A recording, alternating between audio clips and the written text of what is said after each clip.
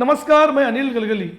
आज मैं महाराष्ट्र की राजनीति में जो भूचाल आया हुआ है, जो शिवसेना पार्टी को लेकर जो विवाद जारी है और जिस तरह से एकनाथ शिंदे गुट ने कैसे उद्धव ठाकरे को चुनौती दी है, इस पर हम बात करेंगे।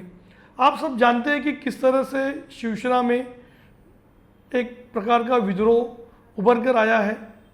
एकनाथ शिंदे जो उद्धव ठाकरे के शिवसेना में नेता भी थे और पुरानी सरकार में जो महाविकास आघाड़ी की थी उसमें मंत्री थे। उन्होंने बगावत करते हुए एक तरह से पूरे की पूरी शिवसेना को कैप्चर करने का काम किया है।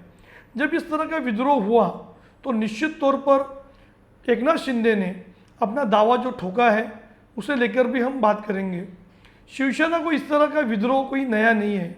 इसके पहले छगन भुजबल हो, नारायण राणे हो और बाद में बाला साहब ठाकरे के जो भतीजे राज ठाकरे, सभी लोगों ने विद्रोह किया।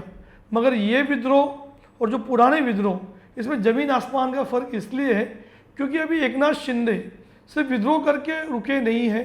उन्होंने भारतीय जनता पार्टी के साथ सरकार भी बनाई, अब वो मुख्यमंत्री भी बन चुके हैं और अब वे शिवसेना की जो चुनावी निशानी है तीर कमान पर दावा ठोक रहे हैं।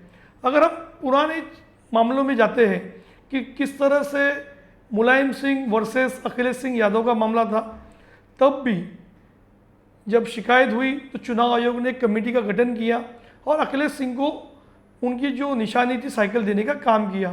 हाल ही में जब चिराग पासवान अपने चाचा पशुपति पारस के साथ भिड़ गए, तब चुनाव आयोग ने भी उस पर कमेटी गठित की और बाद में जब निर्णय नहीं हो पाया तो उस चुनावी चिन्ह को फ्रीज करने का काम किया है। अगर हम देखते हैं कि जो अपने एकनाथ शिंदे हैं, जो भी मुख्यमंत्री भी बन चुके हैं, उन्होंने अपना दावा भी पेश किया है और अब ये मजबूती के तौर पर सामने आ रहे हैं। उनके पास विधिमंडल का 2/3 का बहुमत है। अगर हम संविधान की बात करते हैं, नियमों की बात करते हैं, तो कहीं ना कहीं तो एकनाथ शिंदे का जो पलड़ा है वो भारी दिखता है, क्योंकि वो अभी 40 से भी अधिक विधायकों के साथ शिवसेना पार्टी पर ही दावा कर रहे हैं। जब इस पूरे मामले को लेकर शिवसेना ने कई जगह पर शिकायत की, उन्हें सुप्रीम कोर्ट में मात खानी पड़ी। कहीं ना कहीं तो एकनाथ शिंदे को वहाँ पर राहत मिली है। बाद में जब विधानसभा का गठन हुआ, वहाँ पर नए अध्यक्ष आए, उन्होंने भी एकनाथ शिंदे के पक्ष में फैसला सुनाते हुए कहीं ना कहीं तो उन्हें मजबूत करने का काम किया है। वैसे शिवसेना और जो उनकी जो तीर कमान जो निशानी है उसे लेकर जो आज विवाद चल रहा है, आने वाले 11 जुलाई को इस पर सुप्रीम कोर्ट में फैसला है, क्योंकि शिवसेना ने 16 विधायकों के निलंबन को लेकर जो एक दावा किया है उसे विधानसभा में भी नए अध्यक्ष जो तो थे नाहूर नार्वेकर, उन्होंने मानने से इनकार किया और उन्हें एकनाथ शिंदे के पक्ष में विश्वास मत में मत देने का अधिकार दिया।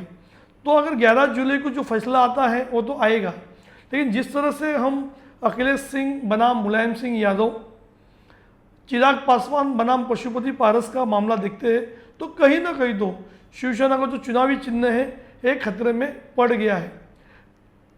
ये सब चुनावी चिन्ह की बात होती तो ठीक है, मगर अभी जिस तरह से ठाणा में 67 में से 66 नगर सेवक एकनाथ शिंदे के साथ हो गए हैं, नई मुंबई में भी 30 से अधिक नगर सेवक उनके पक्ष में जाने की बात हो रही है, पुणे, नासिक, हर जगह पर कहीं ना कहीं तो एकनाथ शिंदे को लेकर शिवसैनिक जो शिवसेना के नगर सेवक है उनमें कहीं ना कहीं तो सहानुभूति दिखाई पड़ रही है।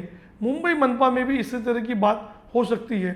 आने वाला वक्त निश्चित तौर पर बताएगा, क्योंकि अभी फिलहाल एकनाथ शिंदे ने विधायकों पर कब्जा जमाया हुआ है। आने वाले दिनों में जो 18 जो मेंबर ऑफ पार्लियामेंट है उसमें से कितने मेंबर ऑफ पार्लियामेंट उनके साथ में जाते हैं ये भी देखने की बात है। और अगर नगर सेवक बड़ी तादाद में जाते हैं तो निश्चित तौर पर महाराष्ट्र में शिवसेना के लिए एक घातक साबित होगा।